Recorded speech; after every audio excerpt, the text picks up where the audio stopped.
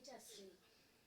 Muna ukuti munoti takarasima nezvinhu zvisina basa asi zvinhu zvakakosha muupenyu hamuiti basa nazvo. Masuka ekuti timatenga dai tisina kuita zvokutora mari yenyu musingazivi taimatenga sei. Asi zvinoya munhu kana mauya nechamwadzi munoita zvokuti ndimakamatenga nakuti dambudziko raunaro nderekuti haunyandaa ndoguma ndakutorara.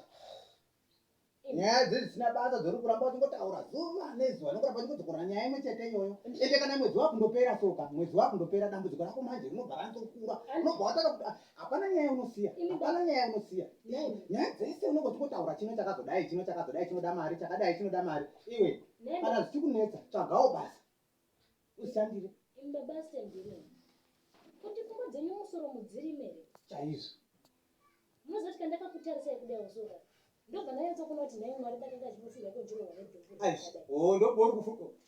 uri kufungidzira kuti nei ndiri dhumbuja. Aiwa ndoona sekutoti kana tichinongedzawo rume mumasitika vanokunongedzai semurume chayakakwana ndifungire nekuti muri munhu akaita seasingafungi kuti nhai yenyu yakakudya. Unofunga kuti pandinosora ndina maneja ndinodya namaneja zuva nezuva anenge achita kudya nedhumbuja.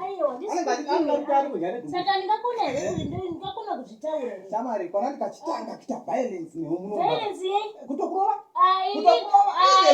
imika terera undinzwe. Pane vana vangu vese vanotozati kwaona mudhara abvisa maspectacle imi munoreva mazibhinga amake asakumeseni ngandimabvise kune munhu ungatika mabhinge ngandimabvise ndipinde newe. Aiwa musabvisa yenyu zvandiri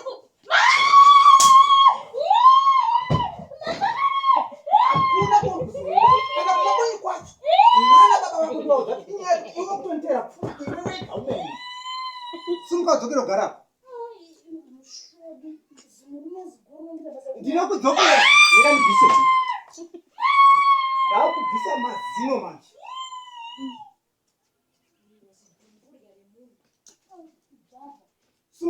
Simukai kuyo garapo une dambudziko sere. tibroida